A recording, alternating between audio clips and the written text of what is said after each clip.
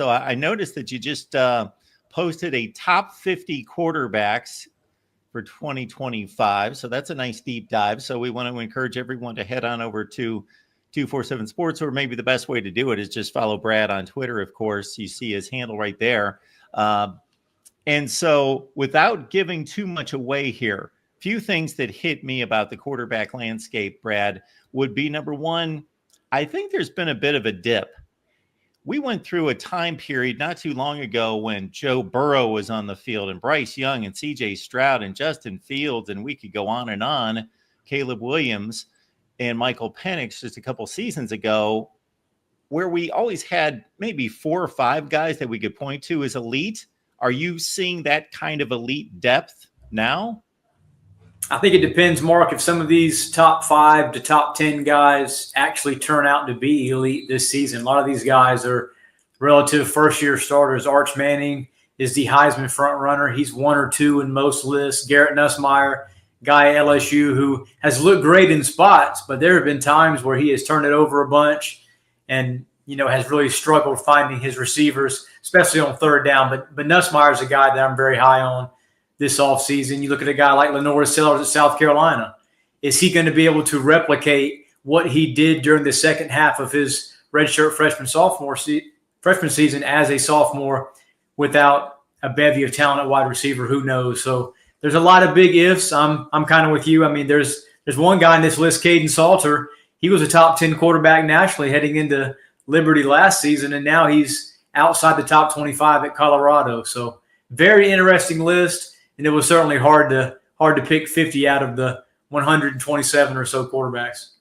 So, Brad, when you make this kind of list, do you strictly say, hey, this is what I saw in 2024. These are the stats. This is what my eyeballs tell me, and I'm not going to try to make any kind of projection on who's going to make a leap or not? Or do you, kind of like I've done in the past, and people have criticized me and said, you don't know what Bryce Young's going to do? And I've said, you know what? Nick Saban tells me he's the starter before they hit spring practice. That's good enough for me. Shoot, he's one of the top 2 or 3 quarterbacks in the nation, even though he's only thrown about 5 or 6 passes. Do you make a projection out of it, or do you tend to just rely on what the track record's been? No, it's largely projection and predictive. I mean, I've never seen Julian Sayin throw a pass in a game at Ohio State, yet I have him as a top 15 player at the quarterback spot. I mean, when you have a guy like Jeremiah Smith you're throwing to and Carnell Tate and some of those guys, you're going to put up crazy numbers in Ryan Day's offense. Same thing goes for Dante Moore at Oregon. Do we really know, is he the next Bo Nix or Dylan Gabriel? No, we really don't. But Will Stein's offense at Allison Stadium, man, just produces big numbers. So there's a lot of guys where respect to their coaching staffs and the talent around them, maybe they're a little bit higher rated than they should be based on what we've seen on the field so far. Got Brad Crawford on the line breaking things down for us. You can join Brad at 247 Sports and also CBS Sports. So you got the Twitter handle right in front of you. Brad, maybe we put, when I ask this question, I'll preface it by saying maybe we put the whole Bill Belichick fiasco with his girlfriend aside, because that's for a lot of people more interesting than anything. But maybe we'll keep it to football and say, for you, what's been the most interesting offseason to follow in regards to a player, a coach, a program, anything in particular for you? Outside of LSU signing the top-rated portal class, man, I'm all in on LSU being not only a playoff contender, but a national title frontrunner. One of those 3 or 4 teams, along with Texas, along with Oregon, Ohio State, that really has a chance to win it all. I know Brian Kelly hasn't done that yet at LSU, has yet to make the playoff in Baton Rouge, but this is the season that happens. That's a big storyline for me based on who they've signed. And the fact that Bill Belichick in Chapel Hill has not signed the portal class that I thought he would. I mean, a lot of when he took the job in November was, there's $15 million earmarked to UNC football. Where are these big signings and recruiting of the portal so far? First 6 months on the job, Mark, we haven't seen it. Their best defensive player, Bo Atkinson, he hopped ship in the spring, and now he's at Ohio State, probably going to start for the Buckeyes. Their starting quarterback at UNC is probably going to be Gio Lopez from South Alabama, a guy that nobody had heard of up until 4 or 5 weeks ago. So very interesting offseason at Chapel Hill despite hiring a 7-time Super Bowl champion.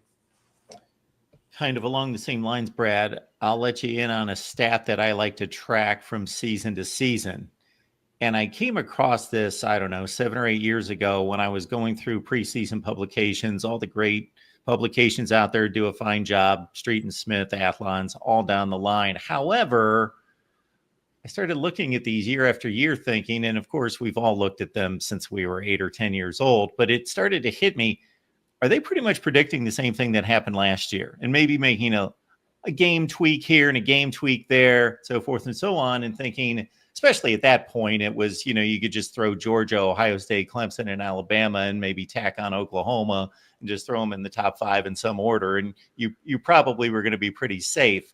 But what I started to look at, Brad, was I thought, how much does college football change from season to season? So I picked the number 3. And I thought, that's a significant change to me. It's just an arbitrary number. But if you're 6-6, you go to 9-3 or 3-9, that's pretty significant to me. So I started to track how many teams had that much of a significant move positively or negatively from season to season, because I tracked these magazines and they would have almost no one, unless it was a Colorado situation. Deion took over. They can't be 1-11 the next year. Those kind of situations, other than outside of 3 or 4 teams, they'd run it very conservative. Everybody's staying within about 1 game from the previous season. I started tracking this 7 or 8 years ago.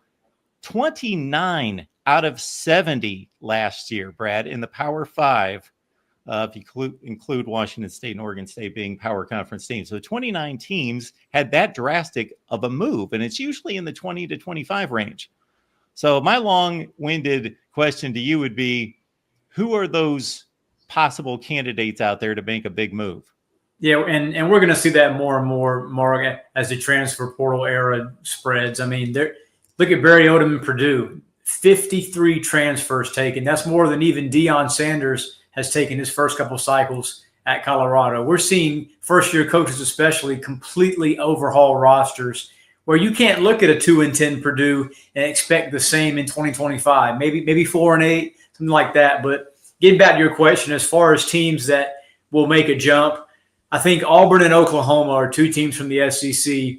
One of those 2 teams with a losing record last year is bound to get into that 8 or 9 win range based on what they did in the portal. Auburn and Oklahoma both earmarked a bunch of millions of dollars in resources in NIL to perfect these rosters. We saw Oklahoma quarterback Jackson Arnold. Now he's Hugh Freeze's guy on the Plains. They signed Eric Singleton from Georgia Tech, top-rated receiver. And then Oklahoma gets John Mateer from Washington State. I know you're familiar with him.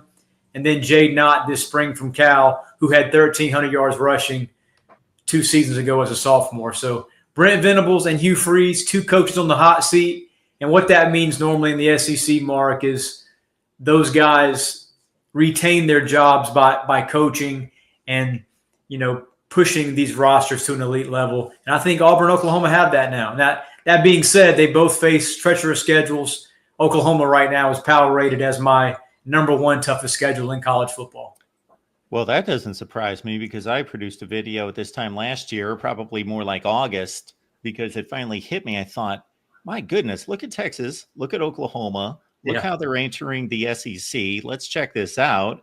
And as you well know, because you just did the breakdown, and just, again, another great thing to check out that Brad runs down to these schedules.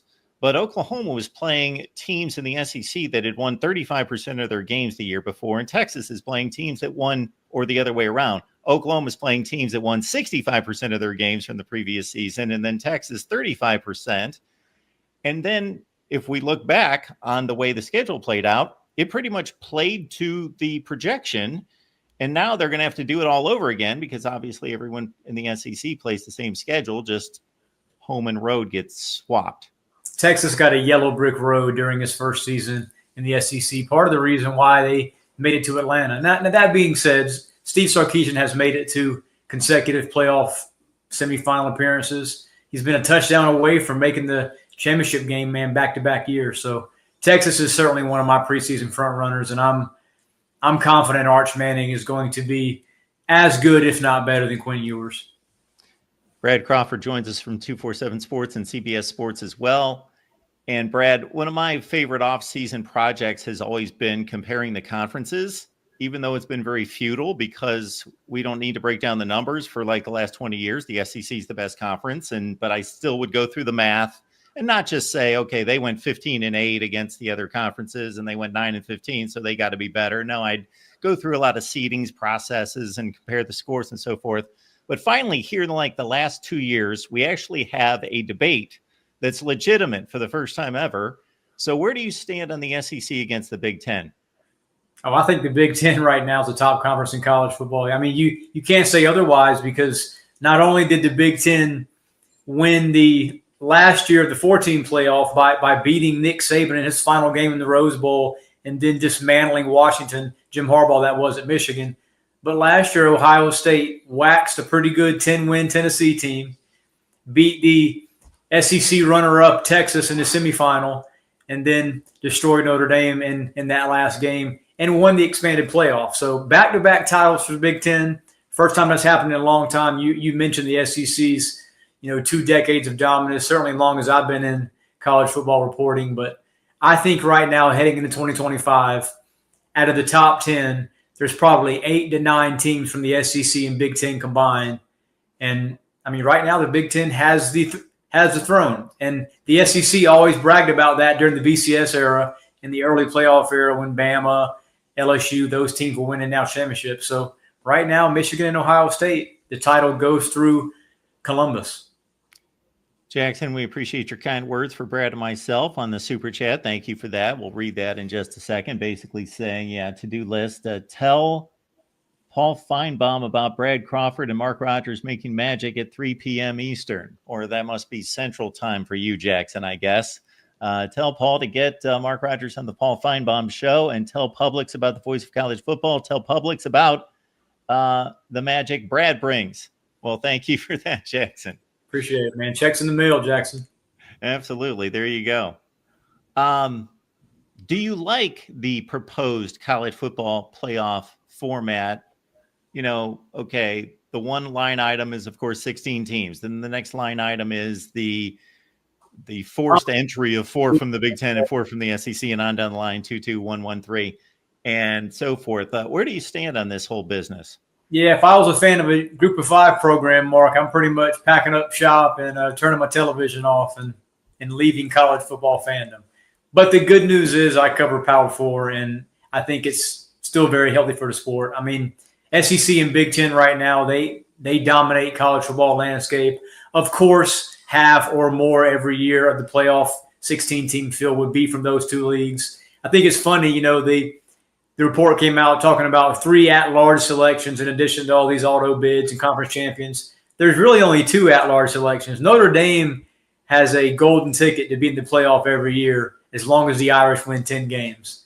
And with that schedule, even though I know the future schedule includes Clemson for 10 or 12 straight years, but Notre Dame's going to be there under Marcus Freeman. They recruit at an elite level. They have the money to spend that a lot of programs just outside the top 10 or so do not have. So Notre Dame's going to be there, but I'm looking forward to expansion. I think the number one issue right now for me in the expanded playoff is we have to get the seeding right. Last year, 3 of the top 4 seeds lost their first game. And I was at the Rose Bowl, Mark, and I saw Ohio State just obliterate a very good Oregon team that I thought was probably the second best team in college football at season's end, despite Penn State and Notre Dame playing well late. But Dan Lanning did not make excuses out there in Pasadena, but, man, what a raw deal that was for the 13-0 Big Ten champion Ducks. Yeah, your first-round games against Ohio State. That's brutal, man. And it very much had an NFL feel to it in that, okay, we're playing a weekend of playoff games, then we're playing the next weekend pretty much. That by the end of the season, I was bringing up Oregon as an argument for the second best team in the country. People were like laughing, like they completely had forgotten everything that had happened, because it seemed like forever ago that Oregon did anything positive. And obviously the lasting memory was them getting whacked at the Rose Bowl. So certainly they couldn't be the second best team. So it just has this NFL playoff feel to it. So much more than it used to. It's correct. And this offseason, I mean, the hype surrounding Penn State right now, I know it's Ohio State, and I know it's Oregon heavy, Michigan with Bryce Underwood, top player in the country. But Penn State, this is the best roster that this program's had, certainly under James Franklin, probably in the last 25 years or so, back when Penn State was relevant with LeVar Arrington and Courtney Brown and those kind of all-American pass rushers. But this Penn State team is going to be great. You know, the toughest game in the regular season is against Ohio State. It doesn't matter for James Franklin. He's probably going to have to play Ohio State at least twice this season if Penn State's as good as we all expect. But Drew Allard back, Katron Allen, Singleton, they picked up 2 new wide receivers in the portal that they had to have. So I'm a big fan of Penn State this offseason, and I can see why, you know, fans around Pennsylvania and Happy Valley are extremely excited about this 2025 season. Hey, Brad, before we let you go, I mentioned the NFL, and there are so many comparisons being made now between college football and the NFL. So the NFL has seemed to gotten everything right for decades at this point, generations. It seems like everything they do turns to gold. And right now they've got a situation where they've extended the season. They've played regular season games opposite college football playoff games in the first round last year. And everything seems to, and they seem to have the perfect mix in the NFL of keeping off-season interest. They've got a big schedule release that I think is the most overrated thing in sports. You know, we know if you know the NFL formula scheduling, you know who they're going to play. It's just a big deal that they're going to play them on Thursday night, I guess. And then the mix between roster retainment and stability and free agency seems to be perfect, where the typical NFL fan is pretty comfortable with, I'm going to keep my team. But there's a few guys that might leave, and we've got a chance to get a few guys, but it's not this total upheaval where anybody can walk out at any time. And so college football is obviously off the rails when it comes to that. So do you sense an angst among college football fans or a disinterest in many college football fans because of the instability?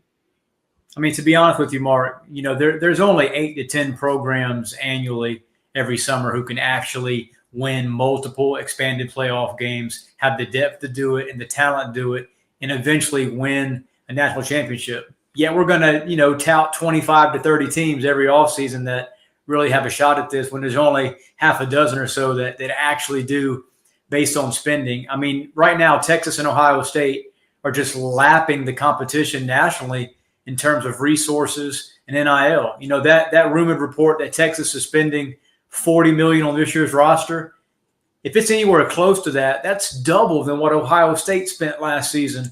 And that was one of the wealthiest, prettiest looking rosters in college football history with Caleb Downs, Jeremiah Smith, Will Howard, both those running backs, a bunch of guys on defense. So for me, if you're, you know, a fan of a program that has an occasional 8-4, 9-3 type season, yes, there's reason to be excited, but with no salary cap in college football, the haves and the have-nots are still going to slowly widen in this new era. And, you know, before we change transfer portal stipulations and impose, you know, salary cap and NIL restrictions, I think it's a long way from changing. I mean, Nick Saban quit the game 2 years ago because he couldn't sign 15 5-stars a class anymore.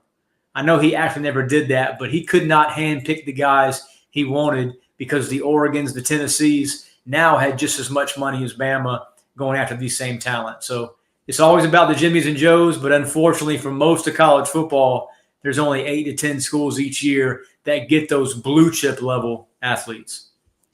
Great insight from Brad Crawford. Excellent writer, great guy, and you can catch him on a daily basis there at 247 Sports. Brad, great to catch up with you. Thanks for coming on. Mark, good to see you, man. Anytime during the season sounds good to me.